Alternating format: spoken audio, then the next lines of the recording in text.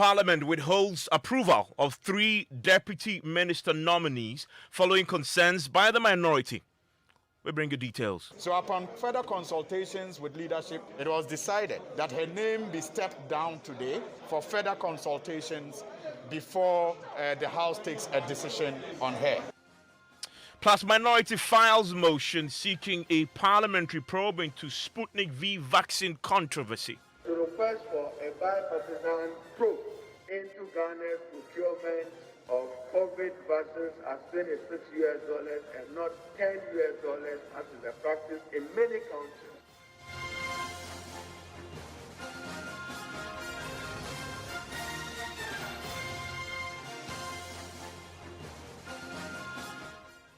This is Top Story with Evans Mensah.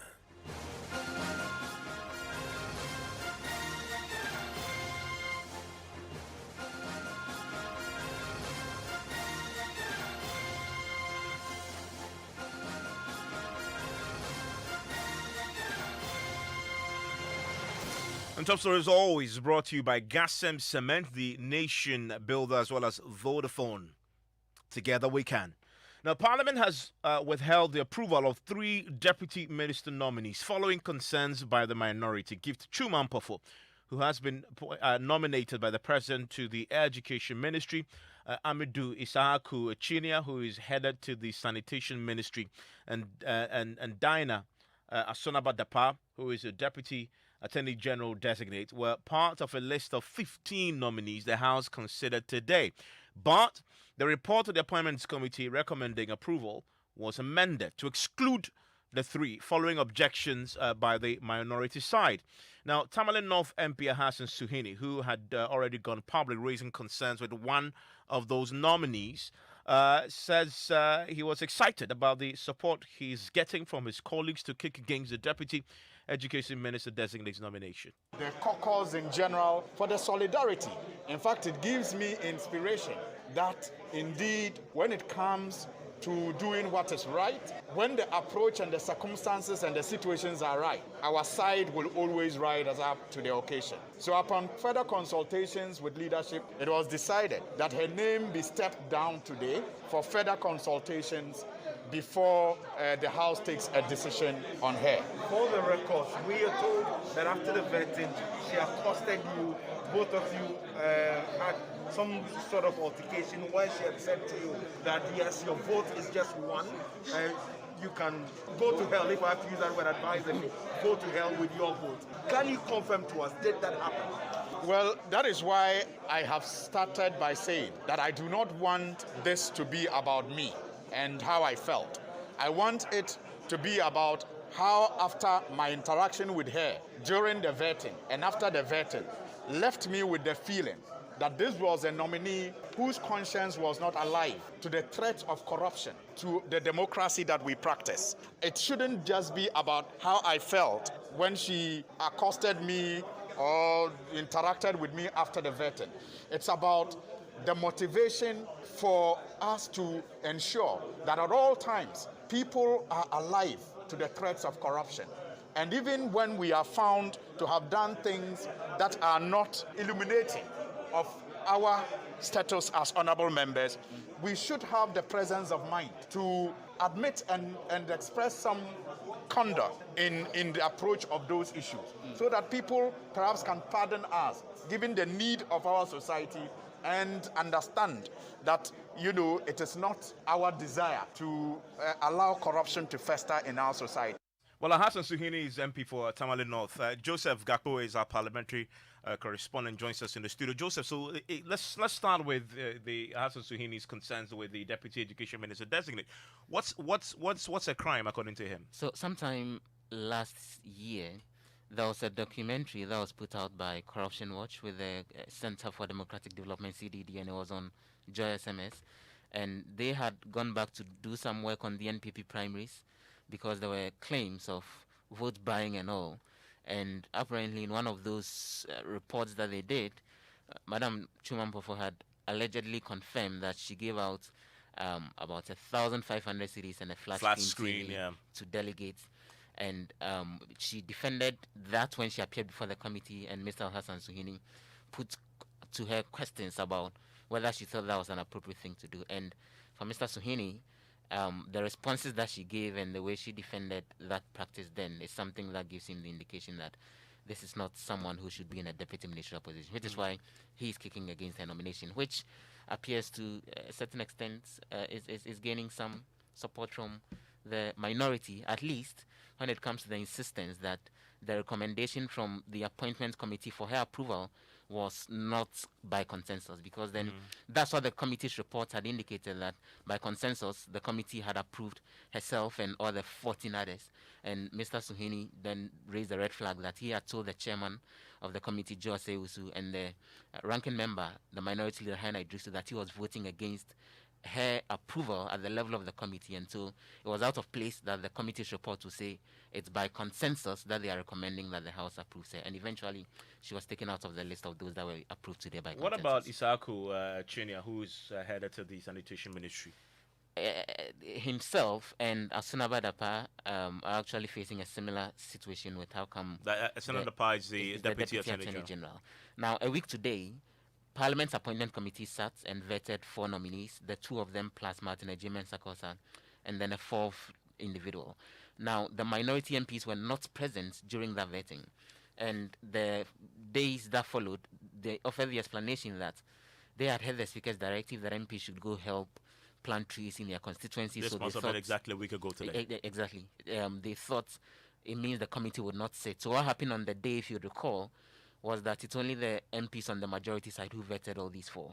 So the minority MPs still have objections to approving individuals they were not part of the vetting process for, which is how come they insisted that those names, which were part of the batch of 15 that were to be approved today, be stood down, so that then they approve the others by consensus and deal with those 2 later. What that means is that the other 2 who are vetted today, including Martin Evans Mensah, whose names will be in the final batch of nominees to be approved sometime next week, the final batch of 15, the minority would again insist that those names again be taken out while the approval is done by consensus for the other 13, and then those 4 specific individuals plus the Deputy Education Minister, the approval goes through a separate process rather than the votes that then follows the indication that it was by consensus or anything like that. I mean, precedent suggests that the majority side, often because they know they have the numbers, would have insisted, despite the Suhini and others' concerns about these 3,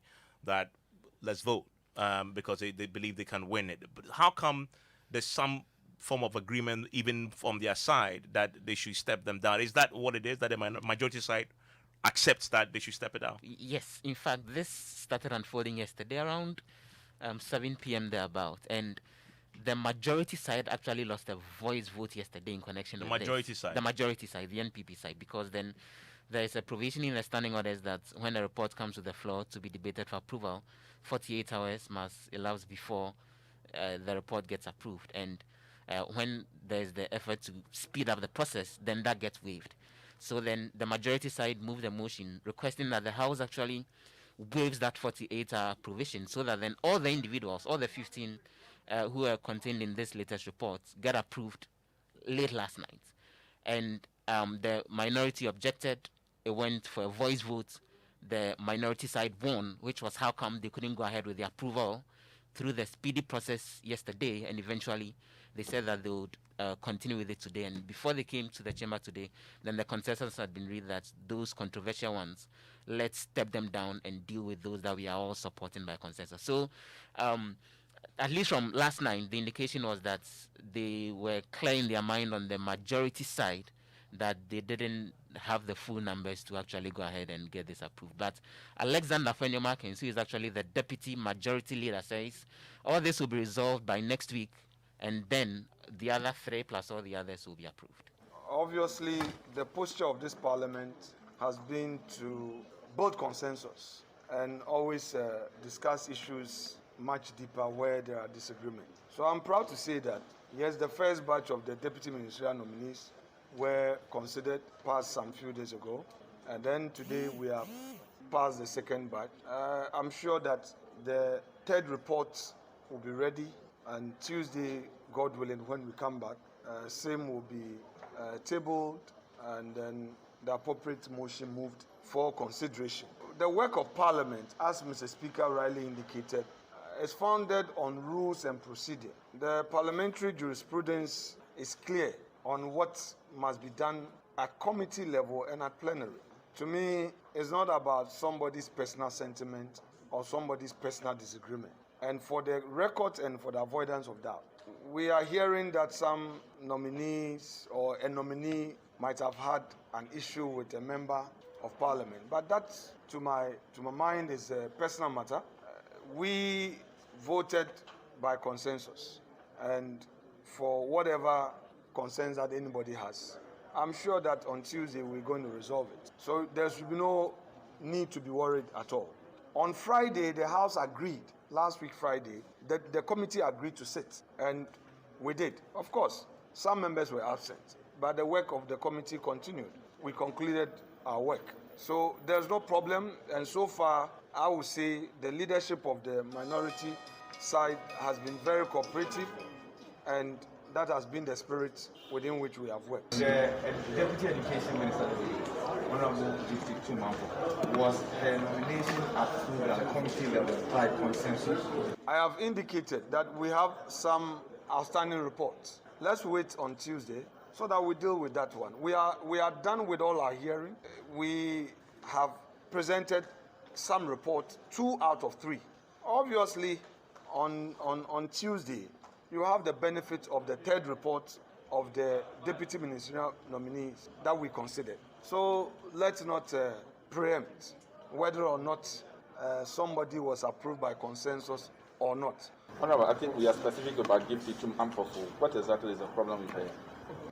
I have indicated that there is no such problem with any nominee. On the House floor today, the amendments that were made to the report was not an amendment in respect of a particular nominee. We did some amendments, and we said that we're taking the rest.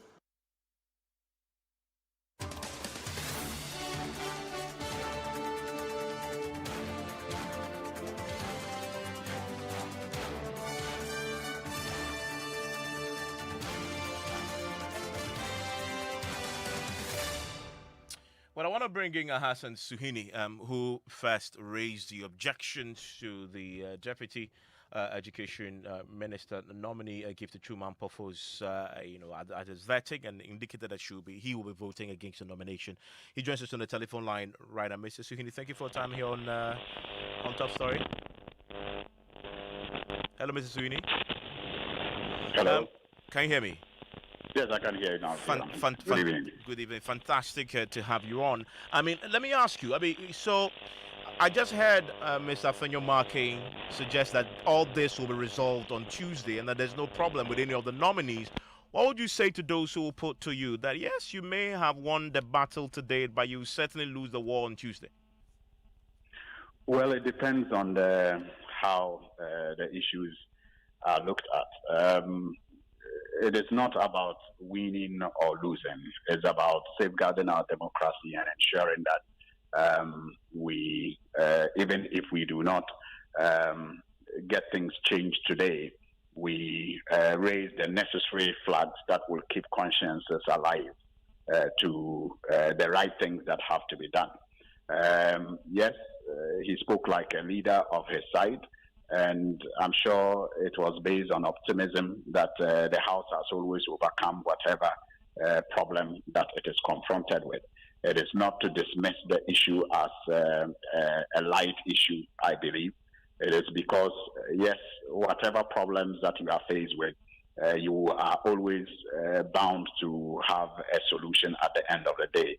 And Parliament will not stop working or stall as a result of this disagreement. It will eventually be resolved. As to the way it will be resolved, I'm sure it is only a matter of time. Whether it will resolve in the favor of the nominee or the majority side or in the favor of the minority side, it's only time that will tell us. If you had a wish, how would you propose that it should be resolved?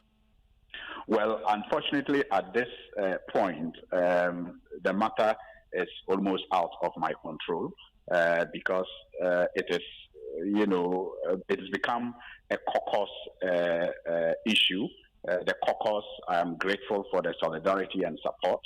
I think that is what we need moving forward as a caucus, expected to keep this government in check in various ways, in check when it comes to financial matters, even in conduct and all of that. So I am very grateful for the solidarity from the caucus, especially the leadership of the caucus.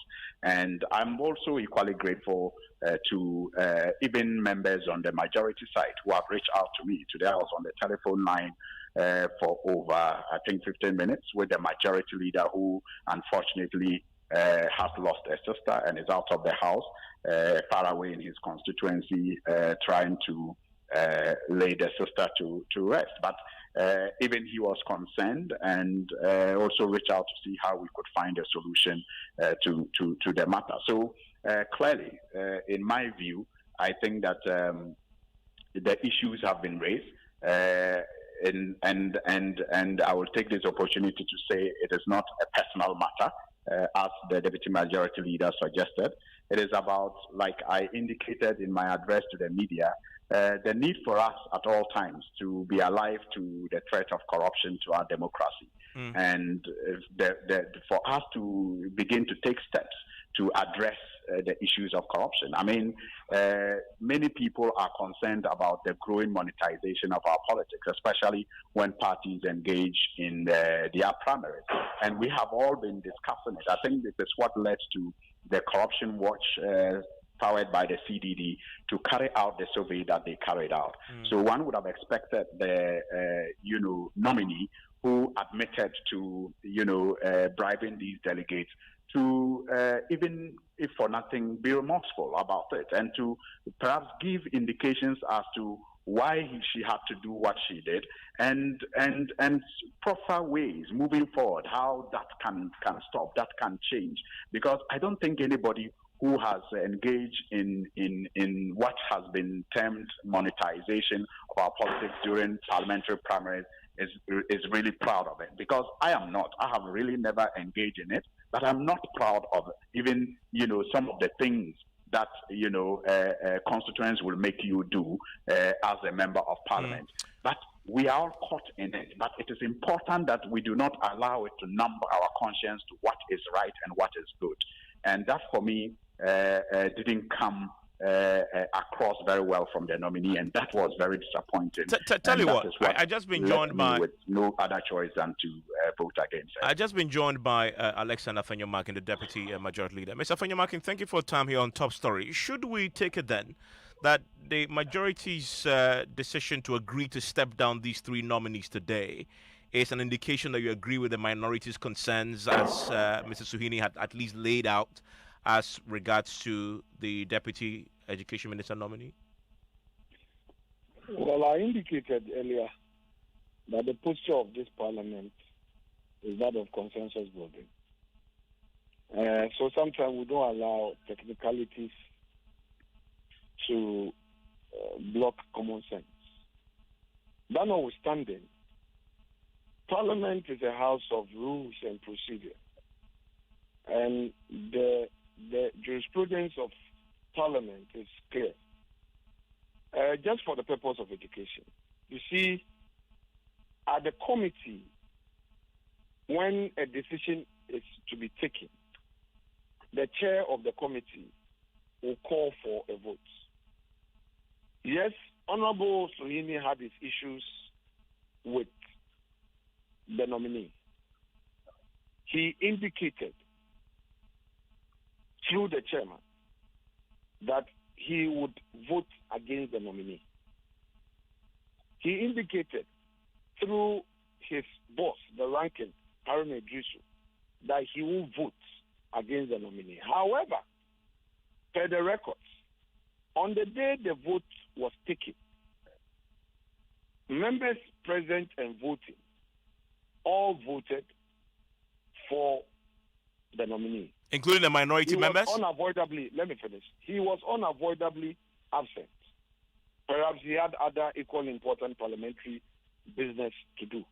But the record must reflect that he was not present at the time of voting. And the minority members present voted for it?